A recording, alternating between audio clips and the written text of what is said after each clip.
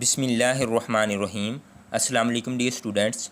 BS maths 6 mathematical method का आज हमारा टॉपिक होगा real eigen values and orthogonality of eigen functions. ये दो टॉपिक हम इस लेक्चर में कवर करेंगे। थ्योरम्स देखते हैं। If lambda m and lambda n are two distinct eigen values, अगर ये दो डिस्टिंक्ट आइगन वैल्यू, डिस्टिंक्ट का मतलब होता है वो डिफरेंट होंगी, यानी एक जैसी नहीं होंगी, ऑफ एसएल सिस्टम और problem with corresponding eigen function, ये क्रॉसपॉन्डिंग आइगन फंक्शन है y m and y n, then y m and y n और ऑर्थोगोनल, फिर वाई एम और वाई एन जो होंगे वो ऑर्थोगोनल होंगे। ऑर्थोगोनल मीन्स वो उनके दरमियान में 90 डिग्री का एंगल होगा। प्रूफ में आता है given l y m means linear operator y m is equal to lambda m ym and linear operator yn is equal to lambda n yn. We proved that ym और yn का जो inner product है is equal to 0 होगा। Consider linear operator ym comma yn का जो inner product है वो equal होगा inner product of ym comma linear operator yn। l is self adjoint, इधर l क्या है, सेल्फ एडजॉइंट है, क्योंकि इसलिए सेल्फ एडजॉइंट है इसलिए इसको इस तरह लिखा गया। हमने सेल्फ एडजॉइंट की डेफिनेशन पीछे पढ़ी है।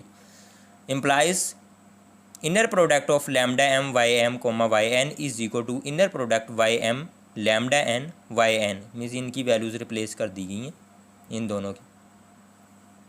अब इनमें से लैम्डा एम को इनर प्रोडक्ट से बाहर निकाला जा सकता है, inner product of Y M comma Y N आ जाएगा। इसी तरह लैम्डा एन को इससे बाहर निकाला जा सकता है, inner product of Y M और वाई एन आ जाएगा। Implies that lambda M times inner product of Y M comma Y N, जब ये इधर आएगा हमारे पास minus lambda N inner product of Y M comma Y N is equal to 0। इन दोनों में से वाई एम और वाई एन की इनर प्रोडक्ट कॉमन आ जाएगी, तो हमारे पास आ जाएगा lambda M minus lambda N is equal to 0। और lambda M minus lambda n is not equal to 0, ये 0 नहीं हो सकते, क्योंकि हमने कहा है कि लैम्डा एम और lambda n are distinct eigen value, ये मुख्तलिफ आइगन वैल्यूज़ हैं, ये 0 नहीं हो सकती। अगर ये 0 नहीं है इसका मतलब है वाई एम और वाई एन की जो इनर प्रोडक्ट है वो 0 के इक्वल होगी। अगर वाई एम और वाई एन की इनर प्रोडक्ट 0 के इक्वल आ गई, क्योंकि यही हमने प्रूव करना था, तो हमारे पास जो वाई एम और Y n function eigen functions होंगे वो हमारे पास परपेंडिकुलर होंगे। इससे नेक्स्ट स्टेप में एक और थ्योरम है, eigen function corresponding to distinct eigen values of S L problem are perpendicular. ये भी उसी तरह का प्रॉब्लम है। प्रूफ में आ जाते हैं। Let lambda N is not equal to lambda m be two eigen values with eigen function y M comma Y n respectively, then for S L operator l we have S L operator we have, क्योंकि l जो है self adjoint है इसलिए हम इसको लिख सकते हैं inner product of L y M comma Y N is equal to inner product of Y M comma L y n. अब एल वाई एम की वैल्यू पुट कर देंगे, lambda m y M comma Y n इनकी inner product, और इधर भी l y N की value put कर देंगे, y M comma l n y n इसकी इनर प्रोडक्ट। इसमें से लैम्डा एम बाहर कॉमन निकालेंगे, इसमें से लैम्डा एन बाहर कॉमन निकाल लेंगे। सेम उसी तरह का एक थ्योरम है ये भी। लैम्डा एम ये उधर जाके लैम्डा एन माइनस हो जाएगा, lambda M minus lambda N, और इन दोनों में से फिर कॉमन आ जाएगा Y M comma Y N की inner product is equal to 0। अब lambda M minus lambda N is not equal to 0, इसका मतलब इसकी इनर प्रोडक्ट 0 के इक्वल हो जाएगी। Lambda m comma lambda n are distinct eigen values, ये distinct eigen values हैं, इसलिए ये 0 नहीं हो सकती। इसका मतलब है ये चीज़ 0 के इक्वल होगी। अगर ये चीज़ 0 के इक्वल है इसका मतलब है वाई एम और वाई एन आपस में परपेंडिकुलर हैं, ऑर्थोगोनल हैं। इससे नेक्स्ट स्टेप में एक और थ्योरम है रियल आइगन वैल्यूज़। थ्योरम में देखते हैं eigen values of a S L problem are real. S L problem की जो आइगन वैल्यू होती हैं वो रियल होती हैं। प्रूफ में देखते हैं let L be a S L operator, L के एस एल ऑपरेटर है, and lambda be an eigenvalue, lambda eigenvalue है with eigen function Y. We know that L is self adjoint which means inner product of L Y comma Y is equal to inner product of Y comma L Y. अब inner product L Y comma Y is equal to inner product Y comma L Y. अब इनकी l y की value put कर देंगे, lambda y comma y inner product, इधर भी l y की value put कर देंगे, lambda bar y y comma lambda bar y, क्योंकि ये लैम्डा के ऊपर बार इसलिए डाला है कि ये डिस्टिंक्ट हैं, ताकि ये इनके दरमियान में फ़र्क वाज़ेह हो सके।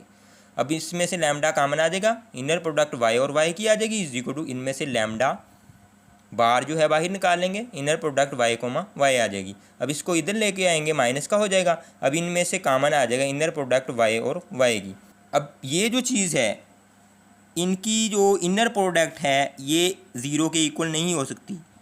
अगर ये ज़ीरो नहीं है, इसका मतलब ये चीज़ ज़ीरो हो जाएगी। Lambda minus lambda bar is equal to zero, इधर से आ जाएगा lambda is equal to lambda bar, lambda is real. अगर ये दोनों इक्वल आ गई, इसका मतलब लैम्डा रियल होगा, आइगन वैल्यू रियल हो जाएगी।